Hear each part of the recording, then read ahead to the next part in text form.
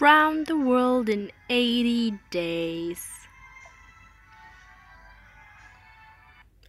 One day, Phileas Fogg was at the club and told his friends, "I can cross the world in 80 days from end to end." They all laughed, because at that time there were no planes. The only way to get from place to place was boats or trains. One rich man said, "I'll give you lots of money if you can." And so Fogg made a bet with him and even shook his hand.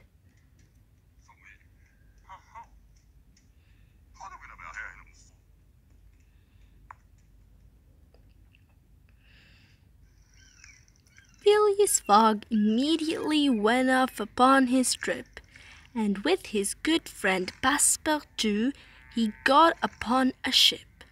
The ship set sail for Egypt, and as the two were on their way, Fogg sat with a map and made a plan for every day.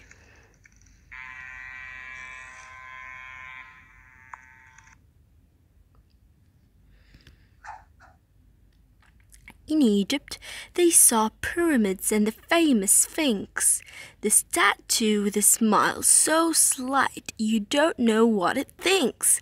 A strange detective stopped them there, a frown upon his face, but before he could ask anything, to India they raced.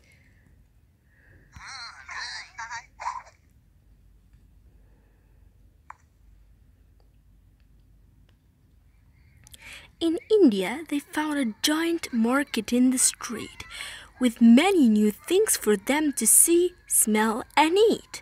The people wore colorful robes instead of suits, and sold all kinds of spices and strange new fruits. But they had no time to try everything in sight. The train of Calcutta was leaving that night.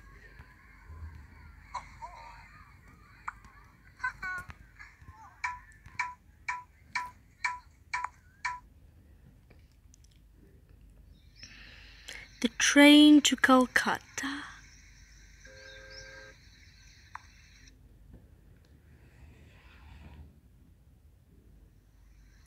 The train was so full with many people inside, with a peacock and 2 goats along for the ride. But when Phileas picked up the paper, he read that the train was heading somewhere else instead.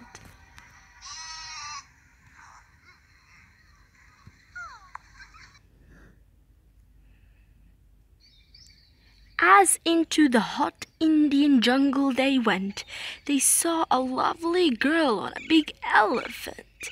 "My name is Auda," she said, full of smiles. "I love traveling outside. I've been riding for miles." "Come join us," Fogg said, with a smile on his face. "We're crossing the world in an incredible race."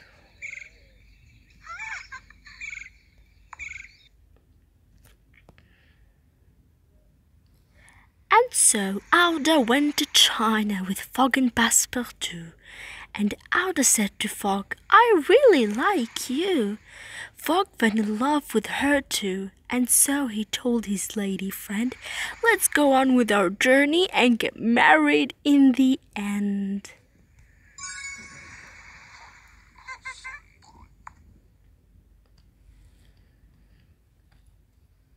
The boat ride to China.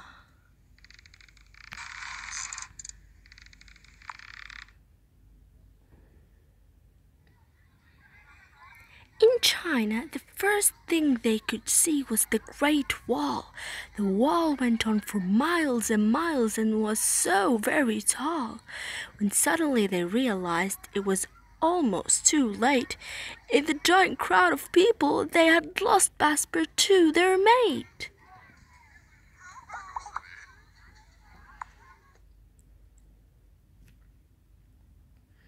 They searched all over China looking for him everywhere and continued to Japan in hopes that Passepartout was there. In a village in Japan, people gathered all around. There they found Passepartout learning how to be a clown. I'm glad you found me, he said. Now let's be on our way, for the journey's still long. Let's not wait another day.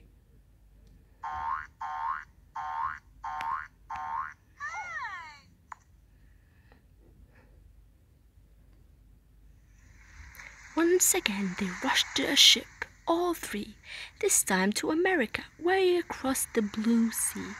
Ada was thrilled to see flags red, white, and blue, for visiting the USA was like a dream come true.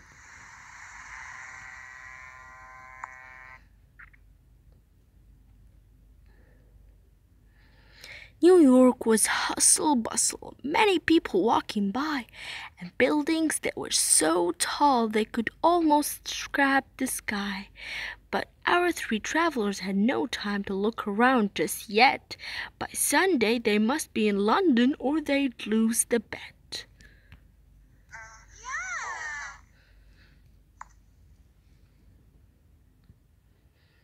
In London, by Big Ben, the famous clock, Fogg told his friends, "I'm sad to say it's Monday, and where our journey ends.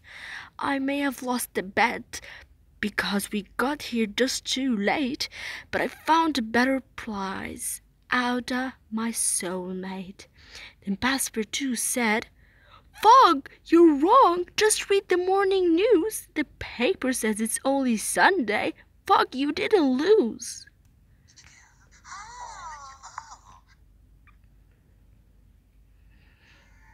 They quickly ran off to the club to claim the rightful prize, and when the rich man saw, he could not believe his eyes. "In 80 days you went round the world and back again." He opened up his wallet and paid Fogg right there and then.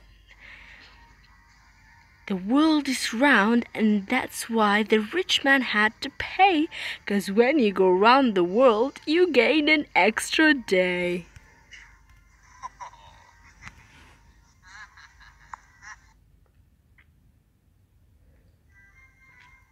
Felix and Auda married on that special date.